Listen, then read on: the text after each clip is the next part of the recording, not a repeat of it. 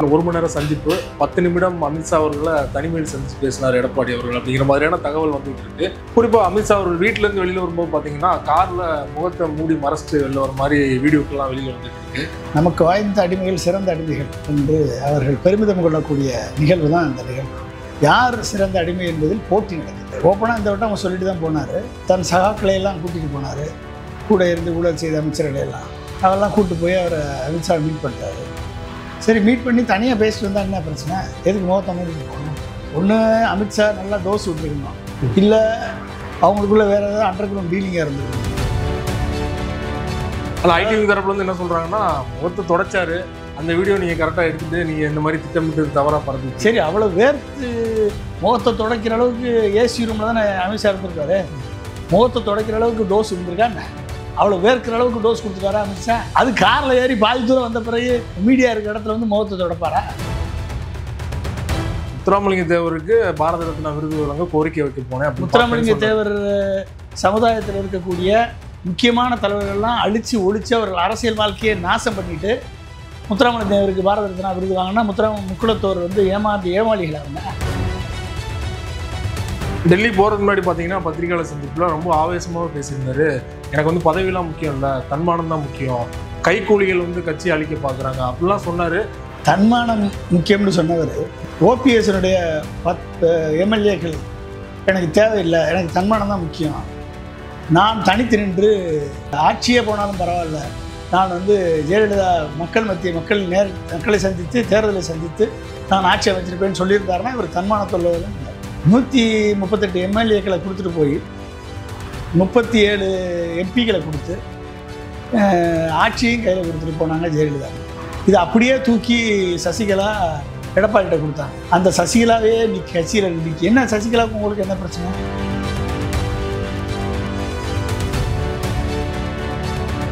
அரசியல் களம் நேயர்களுக்கு வணக்கம். இன்றைக்கு நம்மோடு நேர்காணலுக்காக அரசியல் விமர்சகர் பொன்ராஜ் அவர்கள் நம்மோடு இணைந்திருக்கிறார். அவரோடு பேசலாம். சார் வணக்கம். வணக்கம்பா. எடப்பாடி பழனிசாமி அமித்ஷா அவர்களுடைய சந்திப்பு நேற்று டெல்லியில் நடைபெற்றது. குறிப்பாக இங்கேருந்து கிளம்பும்போதும் சரி, போயிட்டு சந்திச்சுட்டு வந்ததுக்கப்புறம் பார்த்தீங்கன்னா முத்துராமலிங்க தேவருக்கு பாரத ரத்னா விருது வழங்க கோரிக்கை இருக்கிறதுக்காக அமித்ஷா அவர்களை சந்திச்சு அப்படின்னு சொன்னார். கிட்டத்தட்ட ஒரு மணி நேரம் சந்திப்பு 10 நிமிடம் அமித்ஷா அவர்களை தனிமையில் சந்திச்சு பேசினார் எடப்பாடி அவர்கள் அப்படிங்கிற மாதிரியான தகவல் வந்துகிட்டு இருக்கு. அதிகாரப்பூர்வமாக எந்த தகவல் இல்லை. குறிப்பாக அமித்ஷா அவர்கள் வீட்டிலேருந்து வெளியில் வரும்போது பார்த்தீங்கன்னா காரில் முகத்தை மூடி மறைச்சிட்டு வெளில வர மாதிரி வீடியோக்கெல்லாம் வெளியில் வந்துட்டு இருக்கு. என்ன சார் நடந்தது? என்ன பேசியிருப்பாங்கன்னு நினைக்கிறீங்க?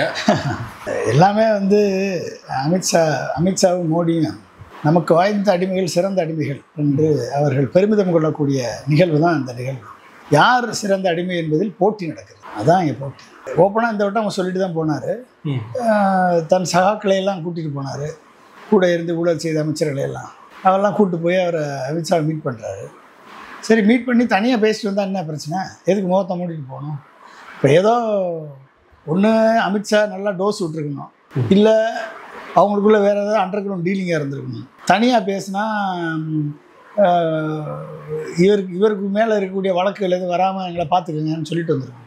இந்த மாதிரி இல்லைன்னா நான் வெளியே அப்படி தான் வீராவசமாக பேசுவேன், கூட்டணி ஆட்சி இல்லைன்னு சொல்லுவேன், இல்லைன்னா எனக்கு ஓட்டு போட மாட்டாங்க மக்கள், நான் அதிமுக ஆட்சி தான், அதிமுக பெரும்பான்மை பெற்று அதிமுக ஆட்சி தான் நடக்கும், என் தலைமையில் தான் நடக்கும், நான் வெளியே சொல்லுவேன், உள்ளே கண்டுக்கிறாதீங்க, நாங்கள் எப்படியும் ஜெயிக்க போகிறதில்ல, ஜெயிச்சு வந்தால் நீங்கள் என்டிஏ கூட்டணி ஆட்சிக்கு நான் ஒத்துக்கிறேன், என்னை மட்டும் முதலமைச்சர் வேட்பாளர் இல்லாமல் நீங்கள் வாட்டில் செங்கோட்டனையோ ஓபிஎஸ்சியோ டிடிவி ஆக்கி விட்டுறாதீங்க அப்படின்னு ஒரு அண்டர் கிரவுண்ட் டீலிங் போட்டுட்டு வந்திருக்கலாம்.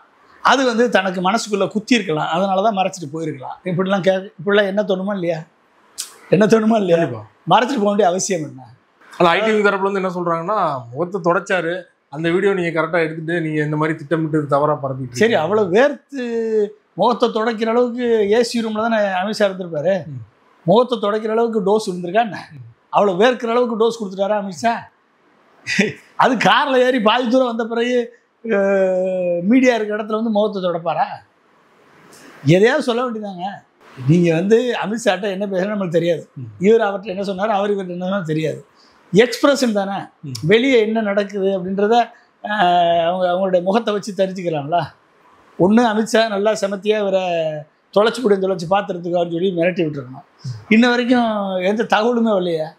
இல்லைன்னா காலையில் எழுந்திரிச்சு ஒரு பேட்டியாவது வந்திருக்கணும். இன்ன வரைக்கும் வரல. வந்துச்சு. அதாவது முத்துராமலிங்க தேவருக்கு பாரத ரத்னா விருது வழங்க கோரிக்கை வைக்க போனேன். முத்துராமலிங்க தேவர் சமுதாயத்தில் இருக்கக்கூடிய முக்கியமான தலைவர்கள்லாம் அழித்து ஒழித்து அவர்கள் அரசியல் வாழ்க்கையை நாசம் பண்ணிட்டு முத்துராமலிங்க தேவருக்கு பாரத ரத்னா விருது வாங்கினா முக்குலத்தோர் வந்து ஏமாளிகளா அவங்க ஏமாளிகளா? ஏன் நீ ஆட்சியில் இருக்கும்போதே 4.5 ஆண்டு காலம் ஆட்சியில் இருக்கும்போது அப்பயும் பிஜேபி தானே ஆட்சியில் இருந்துச்சு, ஏன் அப்போ அந்த கோரிக்கை வைக்கல அவர்? முத்துராமலிங்க தேவர் மேலே அவ்வளவு பாசம் அன்பு பாசம் இருக்குது அப்படின்னா அந்த கோரிக்கை அவர் மேலே வச்சிருக்கலாம்ல, ஏன் வைக்கல? இதெல்லாம் அரசியலுக்காக அந்த சமுதாய மக்களை திருப்திப்படுத்துவதற்காக அவர்கள் ஓட்டுகளை ஏமாற்றி வாங்குவதற்காக போடக்கூடிய நாடகம், வெளிவேசம். இது உண்மையான முத்துராமலிங்க தேவர் மீது உள்ள பற்றில்லை. முத்துராமலிங்கத்தில் ஒரு தேசபக்தர், ஒரு தேசத்தையும் தெய்வத்தையும் பலமாக கொண்டு ஈடுபட்ட நேதாஜி சுபாஷ் சந்திர போஸுக்கு துணையாக இருந்து போராடிய ஒரு மாவீரர். அவருக்கு இன்றைக்கி நீங்கள் ஆட்சியில் இருக்கும்போதும் இந்த கேள்வியை கேட்டிருந்தா பரவாயில்ல. ஜெயலலிதா அவர்கள் தங்க கவசம் பண்ணி கொடுத்தாங்க, அதை ஓபிஎஸ் தான் தலைமையில் நின்று பண்ணி கொடுத்தாரு. அந்த அவரை தெய்வமாக வணங்கக்கூடிய அந்த முக்குலத்தோர் சமுதாய மக்களுக்கு இவர் வந்து அந்த தலைவர்களையெல்லாம் அழிச்சிட்டு இப்போ ஜால்ராக்கள், அதுக்கு கீழே இருக்கக்கூடிய ஜால்ராக்களை வந்து பக்கத்தில் வச்சுக்கிட்டு பிஜேபிகிட்ட 3வது இடத்துக்கு அவங்கள தள்ளி அவங்கள ஒன்றும் இல்லாமல் ஆக்கி முக்குலத்தோர் சமுதாயத்துடைய பிரதிநிதிகளே இல்லை அப்படின்ற சூழலை உருவாக்கி மதுரையில் 3வது இடம், ராமநாதபுரத்தில் 3வது இடம், டெபாசிட் போச்சு தென் மாவட்டங்களில். அப்போ முக்குலத்தோர் சமுதாயத்தை சேர்ந்த மக்களே வந்து அவங்களை இன்சிக்னிஃபிகண்ட் ஆக்கி அவங்கள டெபாசிட் இழக்க வச்சு அந்த 2ஆம் கட்ட தலைவர்களுக்கு பதவி கொடுக்குறேன்னு சொல்லி அவர்களெல்லாம் காலி பண்ணி ஓபிஎஸ்ஸையும் டிடிவி தினகரனையும் சசிகலாவையும் 3 பேரையும் அரசியல் வாழ்க்கையை நீர்த்து போக செய்த ஒரு அவர்களுக்கு துரோகம் செய்த ஒரு எடப்பாடி பழனிசாமி இன்றைக்கு முத்துராமலிங்க தேவருக்கு பாரத ரத்னா விருது வழங்குன்னு கேட்பது வந்து முதலை நீலி கண்ணீர் அடித்த இதுக்கு சமானம், வேற ஒன்றும் கிடையாது. இந்த கோரிக்கையின் மூலமா தென் மாவட்டங்களில் குறிப்பாக முக்குலத்தோர் சமுதாயத்தில் ஒரு மக்களை ஈர்க்க முடியும் அப்படின்னு நினைக்கிறாங்க. எப்படி இருக்க முடியும்? இதுக்கெல்லாம் பார்த்து பயப்படுற, இதுக்கெல்லாம் பார்த்து மயங்குற ஆளுங்களாம் முக்குலத்தோர் சமுதாயம். நீ பண்ணதே துரோகம், உனக்கு எப்படி ஓட்டு போடுவாங்க? அது நடக்கிறதுக்கு வாய்ப்பே இல்லை. அவர்கள் முக்குலத்தோர் சமுதாய பிரதிநிதிகளாக இருக்கக்கூடிய ஓபிஎஸ் டிடிவியும் சசிகலாவும் தங்களது சுய பலவீனத்தால் தங்களது பலத்தை நிரூபிக்க முடியாமல் போய் அவர்கள் பிஜேபியிடம் தன்னை அடகு வைத்தது அவர்களது பலவீனம். ஆனால் அவர்கள் இருக்கும் பொழுது அவர்களுக்கு உரிய மரியாதையும் மதிப்பையும் கொடுத்து அனைவரையுமே அரவணைத்து செல்லக்கூடியவராக தான் எம்ஜிஆர் இருந்தார், ஜெயலலிதா அவர்களும் இருந்தாங்க. இன்றைக்கி அவங்கள ஒதுக்கிட்டு இப்படி அரசியல் கேம் விளையாடுறதுக்கு எடப்பாடி யாராவது நம்ப முடியுமா? அவர் சொன்னது ஏதாவது செஞ்சுருக்காரா? சொன்னதுக்கு அகெயின்ஸ்டாக மோடி என்ன சொல்கிறாரோ அதுக்கு அகெயின்ஸ்டாக தான் செய்வார். அமித்ஷா என்ன செய்கிறாரோ அதுக்கு அகெயின்ஸ்டாக தான் செய்வார். எடப்பாடியும் என்ன சொல்கிறாரோ அதுக்கு அகெயின்ஸ்டாக தான் செய்வார். இவங்க எல்லாமே ஒரே குட்டையில் உரிய மட்டைகள், துரோகத்தில் ஒரே குட்டையில் உரிய மட்டைகள். அத்வானிக்கு மோடி துரோகம் பண்ணார், இன்றைக்கி பதவியில் இருக்கார். இன்றைக்கி அவர் தான் விஸ்வகுருன்னு சொல்கிறாங்க. ஓகே, எடப்பாடி சசிகலாவுக்கும் ஓபிஎஸ்க்கு துரோகம் பண்ணார், இன்றைக்கி அவர் பதவியில் இருக்கார். ஓகே, ஏதாவது வந்து இவங்களை பற்றி பேசுகிறதே வந்து வேஸ்ட்டு இனிமேல். அதாவது என்றைக்கு வந்து ஒரு அதிமுக என்ற கட்சியை 44% கொடுத்துட்டு போனாங்க ஜெயலலிதா, அதை 33% ஆகினார். யார்? சசிகலாவையும் டிடிவி தினகரன் நீக்கி. அவங்க 2 பேரும் அதை கேபிட்டலைஸ் பண்ணலை. கேபிட்டலைஸ் பண்ணுறக்கூடிய தகுதி அவங்களுக்கு இல்லை. ஆனால் அந்த ஓட்டு வெளியே போயிடுச்சு, பிஜேபிகிட்ட போயிடுச்சு, இல்லை டிஎம்கேட்ட போயிடுச்சு. சரியா? அடுத்து 4.5 ஆண்டு காலம் ஆட்சியை தக்க வைப்பதற்கு ஓபிஎஸ் கையில் காலில் விழுந்து மோடிகிட்ட சொல்லி அவரை கூப்பிட்டு வந்து உட்கார வச்சு பதவியை பெற்று ஆட்சியில் அமர்ந்து ஓபிஎஸ்ஸுக்கே ஆப்படித்து ஓபிஎஸ் மேலே பொதுக்குழுவை கூட்டி பாட்டிலை கொண்டு வீசி அவரை அவமானப்படுத்தி வெளியே அனுப்பி அவரை வந்து இன்றைக்கு பிஜேபியை நம்பி அவர் போக, நீங்களும் பிஜேபியை நம்பி போக, அப்போ எல்லாருமே வந்து பிஜேபியை நம்பி போக பிஜேபி எல்லாரையும் பிரித்து விட்டு அதிமுக அழிப்பு தான் அவருடைய கொள்கை. ஹைதராபாத்தில் நடந்த பிஜேபியுடைய கூட்டத்தில் அவர்கள் என்ன சொன்னாங்க? கழகங்கள் இல்லாத தமிழகம், இதுதான் அவங்களுடைய கொள்கை. இப்போ கழகங்கள் இல்லாத தமிழகம்னு 2 கழகத்தையும் ஒரே இடத்துல ஒழிக்க முடியாது. அதனால் அதிமுக தான் பக்கத்தில் இருக்குது. கூட்டாளியை தான் ஒழிப்பது பிஜேபியுடைய வழக்கம். கூட்டாளியை கூட்டு வச்சு இப்போ ஒவ்வொன்றா ஒழிச்சு இப்போ 5 ஆக்கிட்டாங்க, 5 துண்டாக்கிட்டாங்க. இனி எடப்பாடி வந்து நான் இவர்களை சேர்த்துக்கொள்ள மாட்டேன், நீங்கள் என்ன சொன்னாலும் காலில் விடுகிறேயா, நீ கூட்டணி ஆச்சுன்னா கூட்டணி ஆச்சு, என்னை ஜெயிக்க மட்டும் வச்சுருங்க, இவிஎம்மை வச்சு எப்படி நீங்கள் வந்து கர்நாடகாவில் ஜெயிக்க வச்சிங்களோ, எப்படி வந்து மகாராஷ்டிராவில் ஜெயிக்க வச்சிங்களோ, எப்படி ஹரியானாவில் ஜெயிக்க வச்சிங்களோ, எப்படி டெல்லியில் ஜெயிக்க வச்சிங்களோ, எப்படி ஒரிசாவில் ஜெயிச்சிங்களோ, இவிஎம்மையும் எலெக்ஷன் கமிஷனை வச்சு அப்படி ஏதாவது தமிழ்நாட்டில் பண்ணி என்னை முதலமைச்சர் சொல்லிடுங்க. நீங்கள் சொல்கிறதுக்கு வேணா பொம்மை வேறு நான் ஆடிக்கிட்டு இருக்கேன். ஆனால் வெளியே போய் என்னால் அப்படி சொல்ல முடியாது. வெளியே போய் நான் வந்து கூட்டணி ஆட்சி இல்லை, அதிமுக தனித்து அமைக்கும், யாருக்கும் கட்டுப்படலை, எங்களுக்கு தன்மானம் முக்கியம் நான் பேசுவேன், என்னை தப்பாக்கப்பா எடுத்துக்கிறாதீங்கன்னு சொல்லி காலில் விழுந்து கெஞ்சிருப்பார். அதுதான் இன்றைக்கி நடந்திருக்கு. அதனால தான் மூஞ்சியை பொத்திட்டு வர்றாரு. தன் குற்றமுள்ளவன் நெஞ்சு குறுகுறுக்குன்னு சொல்லுவான். அப்போ நான் ஐயோ இப்படிலாம் சொல்லிட்டோமே, நம்ம எப்படி பத்திரிகையாளரில் பார்க்குறது, அந்த உடனடி ரியாக்ஷன், நீஜருக்கு ரியாக்ஷன் இம்மீடியட்டாக தெரியும். அந்த மனசு குறுகுறுக்குறதுனால முகத்தை பொத்திட்டு வராது. அவ்வளோதான், வேற ஒன்று. டெல்லி போகிறதுக்கு முன்னாடி பார்த்தீங்கன்னா பத்திரிகையாளர் சந்திப்பில் ரொம்ப ஆவேசமாக பேசியிருந்தாரு. எனக்கு வந்து பதவியெல்லாம் முக்கியம் இல்லை, தன்மானம் தான் முக்கியம், கைக்கூலிகள் வந்து கட்சி அழிக்க பார்க்குறாங்க அப்படிலாம் சொன்னார்.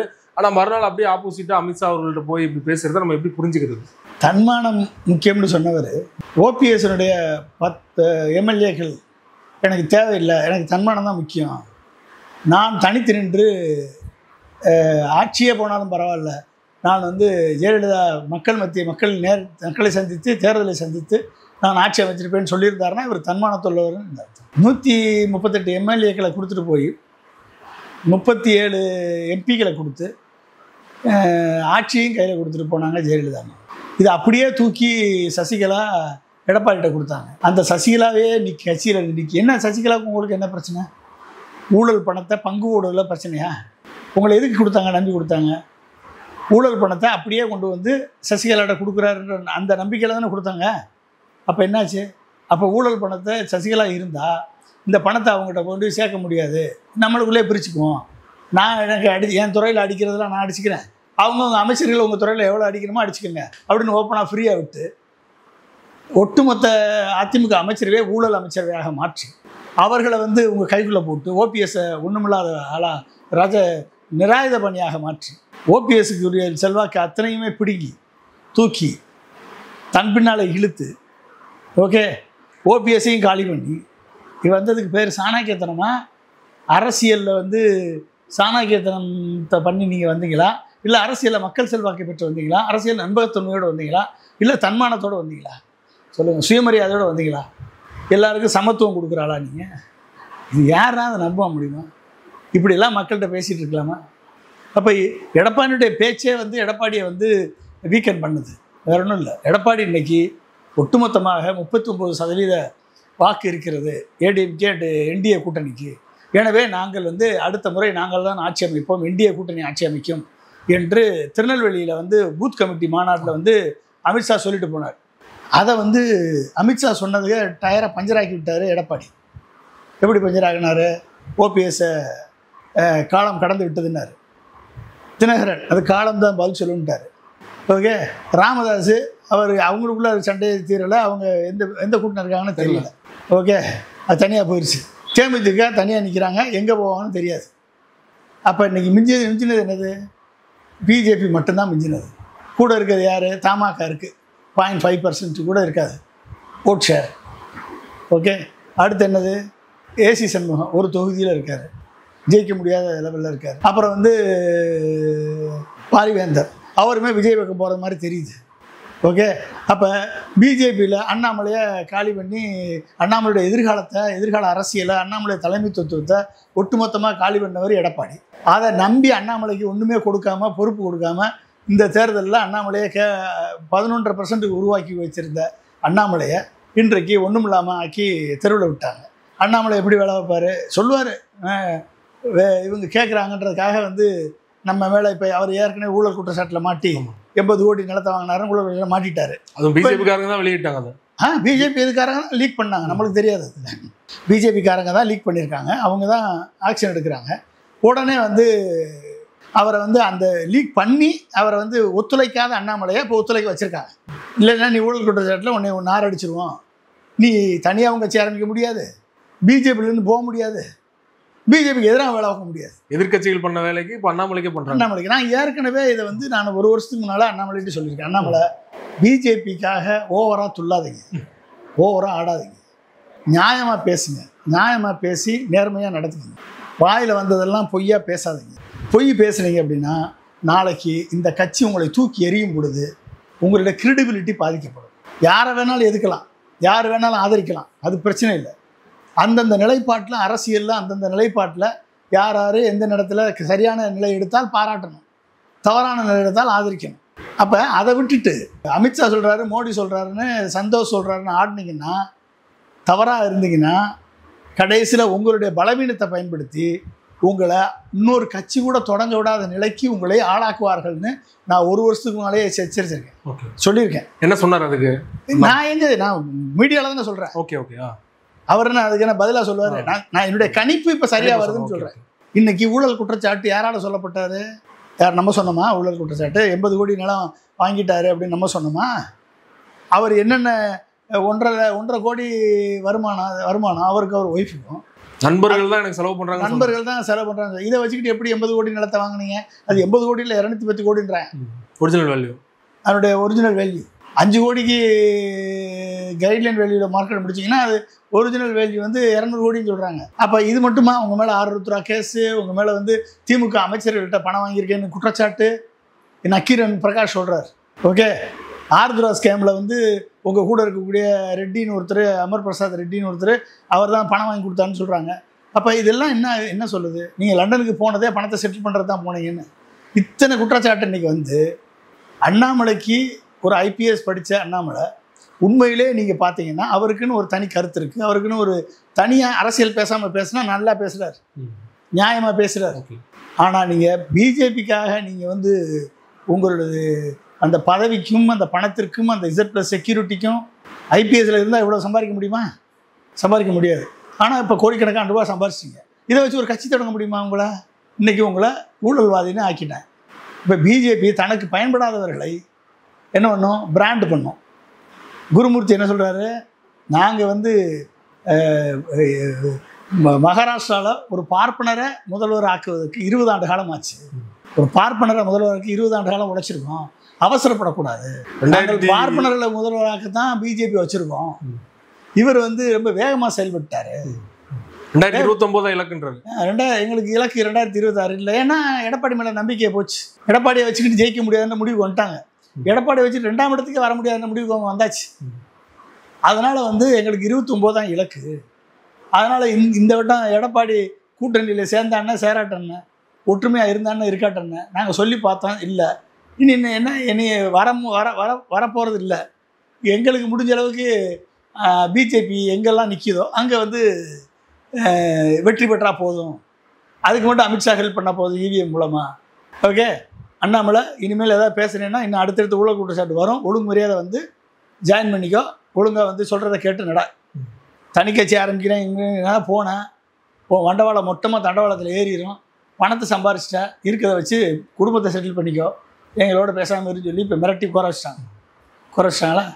ஓகே, ஆனாலும் அண்ணாமலை நேர்மையானவர், அண்ணாமலை ஒரு ஐபிஎஸ் படித்தவர், அண்ணாமலை ஒரு நியாயமாக பேசக்கூடியவர் என்று அண்ணாமலை திமுகவை எதிர்ப்பதில் முதன்மையாக இருக்கிறார் என்று கட்டப்பட்ட பிம்பங்கள் இன்றைக்கு உடைந்து விட்டதன் காரணமாக அவருக்கு பின்னால் சென்ற வாக்காளர்கள் இன்றைக்கு விஜயை தேடி போக வேண்டிய சூழல் ஏற்பட்டது.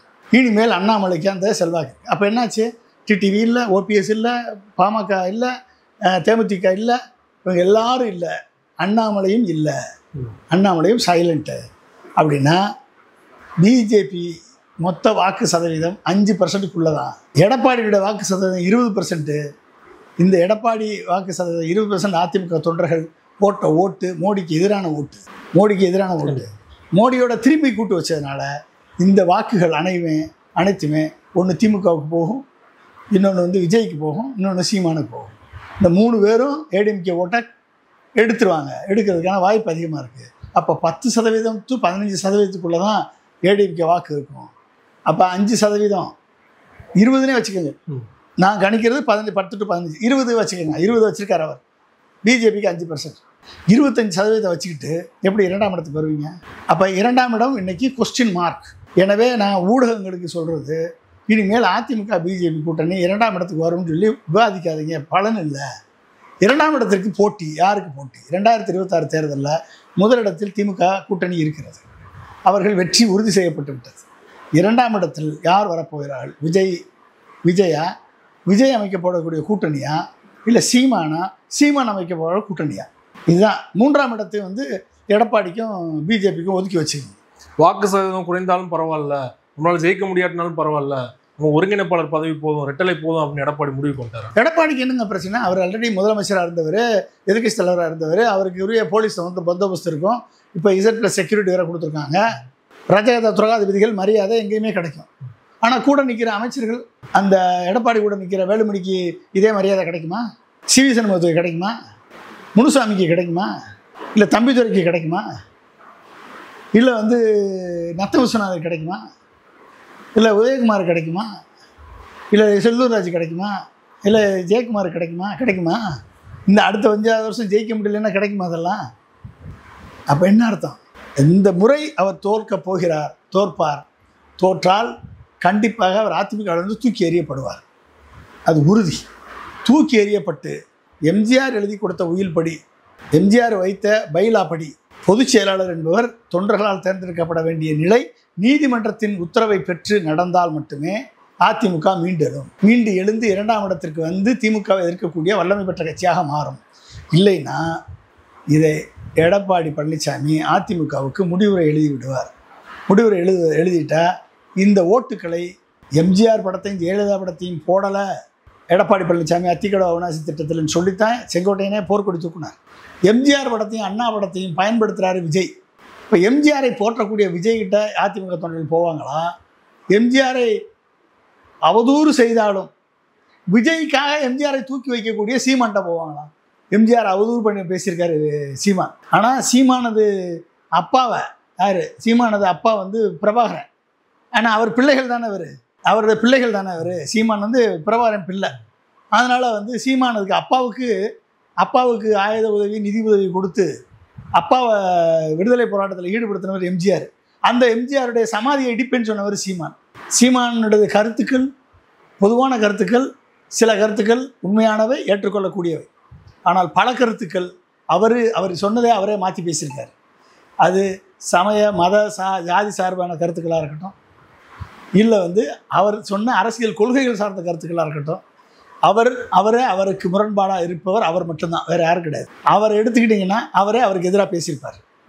இன்றைக்கி பேசுனதை நாளைக்கு மாற்றி பேசுவார். அப்போனா இப்படி ஒரு கொள்கை தலைவனாக இருக்க முடியும். அப்படிப்பட்டவரும் இன்றைக்கு விஜய்க்காக எம்ஜிஆரை தூக்கி வைத்து பேச வேண்டிய நிலை ஏற்பட்டிருக்கிறது. அப்போ அது உண்மைன்னு நம்பி அதிமுக தொண்டர்கள் சீமான்ட்ட போகிறதுக்கு வாய்ப்பு இருக்கா இல்லையா? சரி, கூட்டணி. இன்றைக்கு விஜய்க்கு கூட்டணியை அமைக்கக்கூடிய வல்லமை இல்லை. சீமான் எந்த கட்சியும் கூட்டணி இல்லைன்னு சொல்லி நிற்கிறார். அப்போ இன்றைக்கி டிடிவியோ, ஓபிஎஸ்ஸோ, தேமுதிகவோ, பாமகவோ ஒரு தனி கூட்டணி அமைச்சா அப்படின்னா அது ஒரு சதவீத வாக்குகளை பிரிக்கும். இல்லை இந்த 4 பேரையும் சீமான் முதல்ல கேப்சர் பண்ணி தன் பக்கம் கொண்டு வர போகிறாரா கூட்டணிக்கு, இல்லை விஜய் கேப்சர் பண்ணி தன் பக்கம் கொண்டு போக போகிறாரான்றது இப்போ வந்து கொஸ்டின் மார்க். யார் இவர்களெல்லாம் கூட்டணியில் சேர்த்து கொண்டு போகிறாங்களோ அவர்கள் 2ஆம் இடத்திற்கு வருவதற்கு வாய்ப்பு இருக்குது. அது சீமான் வந்தாலும் சரி, இல்லை விஜய் வந்தாலும் சரி. ஆனால் வித்தியாசம் மிகப்பெரிய வித்தியாசமாக தான் இருக்கும். முதன்மையாக ஜெயிக்கக்கூடிய திமுகவிற்கும் இவர்களுக்கு இடையில மிகப்பெரிய வித்தியாசம் தான் இருக்கும். ஏன்னா விஜய் அவரது ஒட்டுமொத்த பயணமே ஆர்கெஸ்ட்ரேட்டட் கிரவுடு. எல்லாரோட ஓட்டையும் பிடிக்கிறாரு. எல்லாரும் ஓட்டையும் பிடிக்கிறாரு. ரொம்ப நன்றி சார். சமகால அரசியல் சூழல் தொடர்பாக பல்வேறு விஷயங்கள் எங்களோட பகிர்ந்து கொண்டீங்க. மிக்க நன்றி.